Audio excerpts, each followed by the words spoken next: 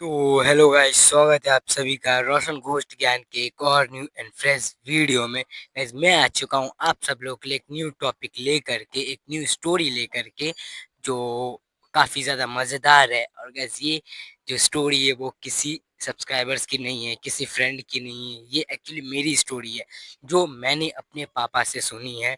क्योंकि ये जो स्टोरी है ना गाइस, वो एक्चुअली करीबन 50 से 60 साल पुरानी है।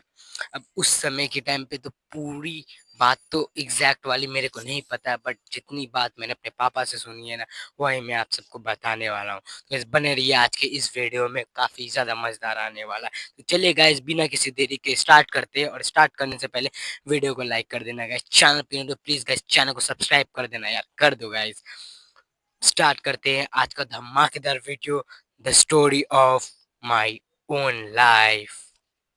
तो गाइज, ये कहानी है 1960 की, जो मेरे पापा ने मुझे सुनाई। जो जो ये कहानी मेरे दादाजी की है। ठीक है।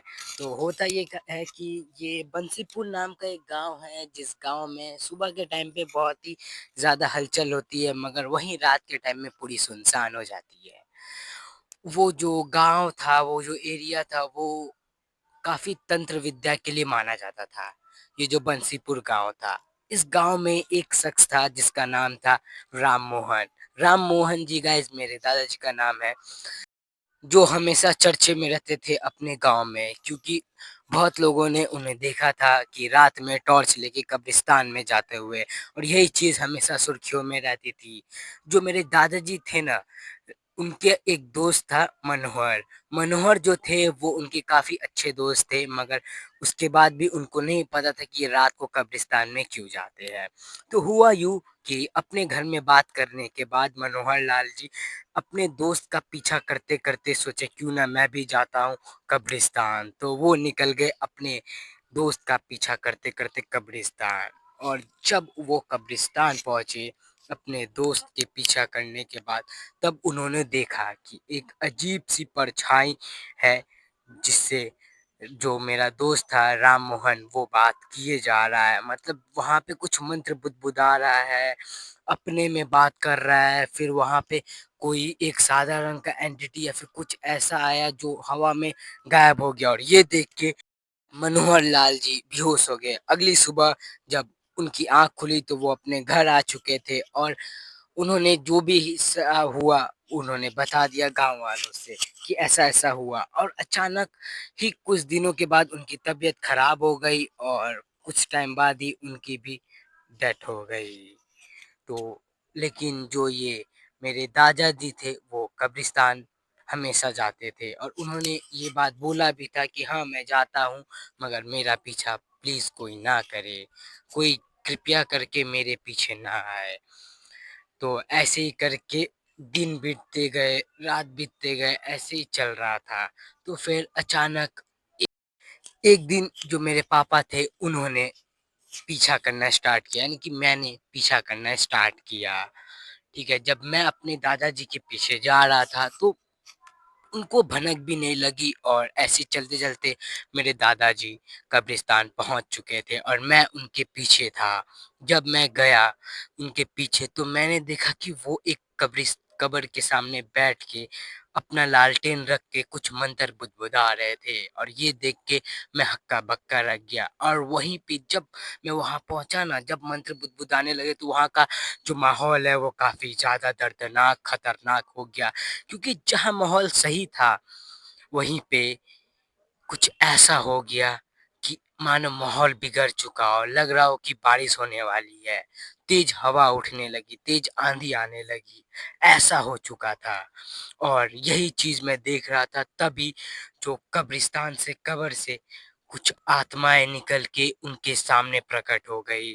और प्रकट होने के बाद ये जब मैंने देखा तो मैंने वहीं पे चिल्ला दिया जोर से, आ ऐसे करके मैंने चिल्ला दिया। और जब मैंने ये चिल्लाया तो कुछ आत्माएं मेरे तरफ देखने लगी, जो भी वो सारी आत्माएं थे। और मेरे दादाजी बोले, अरे तुम यहाँ कैसे?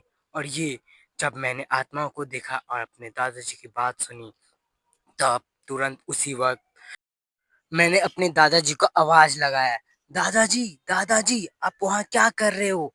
आप इधर आ जाओ। मतलब एक्चुअली मैं यहाँ पे जो अपने पापा का कैरेक्टर निभा रहा हूँ, इसलिए मैं दादाजी बोल रहा हूँ, मगर वो दादाजी नहीं, वो मेरे पापा थे। ठीक है, तो आगे बढ़ते कहानी में, तो दादाजी को मैं बुला रहा हूँ, दादाजी दादाजी आप कहाँ हो, क्या कर रहे हो आप, ये आप यहाँ पे क्यों हो। तो फिर दादाजी बोलते हैं कि अरे तुम मेरे पीछे क्यों आ रहे हो, तुम मेरे पीछे क्या करने आ गए। और यही देख के सारी आत्माओं ने मुझ पे हमला किया और मैं बेहोश हो गया। जब मेरी आंख खुली तब तक मैं अपने घर पहुंच चुका था और मेरे दादाजी ने मुझसे कहा, वहां पे बरामदे में मेरी माँ और मेरे दादाजी खड़े थे। जब मैंने उनसे उन पूछा कि अरे वो क्या था, तब उससे पहले ही दादाजी ने मुझे डांटते हुए कहा, कौन बोला था तुम्हें वहां जाने के लिए, देखो अब क्या हो गया, अब नहीं पता क्या होगा क्या नहीं होगा, तुम चुपचाप से घर में नहीं बैठ सकते थे, किसने बोला था तुमको मेरा पीछा करने के लिए। यही सब मैं सुन ही रहा था, तभी अचानक मेरे बदन में कपकपाहट होने लगी, मेरा शरीर कांपने लगा और मैंने देखा कि मेरे आसपास में 6-7 आत्माएं आ गई। 6-7 आत्माएं उड़ती हुई, जो मतलब कोई ऐसा मतलब परछाई थी जिसको देख के मैं घबरा गया कि हो क्या रहा है, कौन है ये लोग।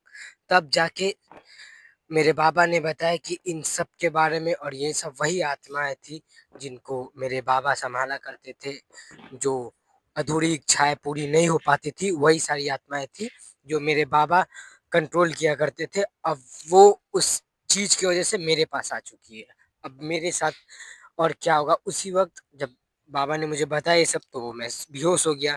फिर अगले सुबह जब मेरी नींद खुलती है, तो फिर मेरे दादाजी ने मेरे हाथ में एक ताबीज़ बाँधा और मेरे को अपने साथ कब्रिस्तान ले गए और उन्होंने मुझे बताया कि जब मैं तुम्हें बोलूँ कि दौड़ जाओ, भाग जाओ, तब तुम बिना पीछे मुड़े सीधे दौड़ जाना। जब मैं कब्रिस्तान पहुँचा, कब्रिस्तान में पूरा अंधेरा छाया हुआ था, अलग-सा एक माहौल बन चुका था। मौसम जहाँ ठीक था, वही मौसम एकदम खराब हो गया था और एक कब्र के सामने मेरे दादाजी बैठे। बैठने के बाद कोई उन्होंने मंत्र बुदबुदाना स्टार्ट कर दिया।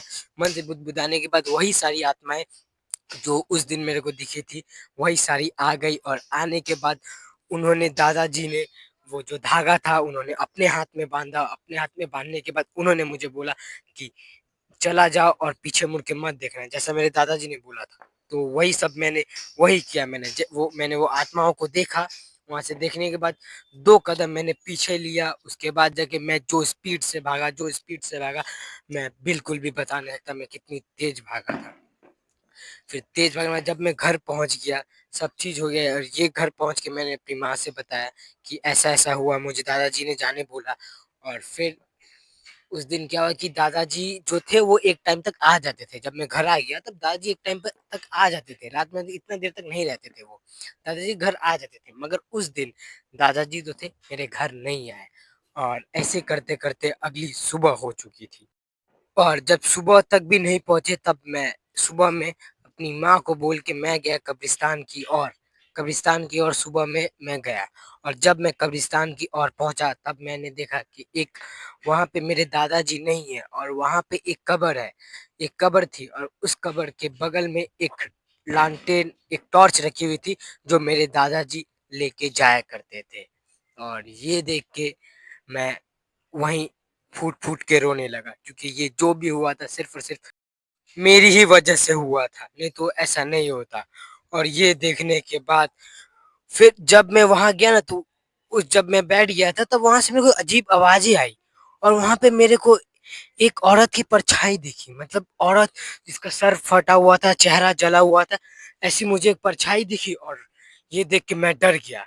और ये देख के जैसे ही मैं डरा, वहाँ से मैं दौड़ के भागा। दौड़ के भाग के अपने मोहल्ले में पहुँचा, अपने घर में पहुँचा। ये बात मैंने अपने माता-पिता और जितने भी गाँव के लोगों हैं, उन सबको ये सारी बात बताई कि अब मेरे दादाजी नहीं रहे। और ये सारी बात सुन के सब लोग एक टाइम पे शॉक हो गए, क्योंकि ऐसा तो हुआ नहीं था कभी। और यहीं पे ये वीडियो खत्म होती है। तो गाइस, कैसी लगी आप लोगों को ये वीडियो?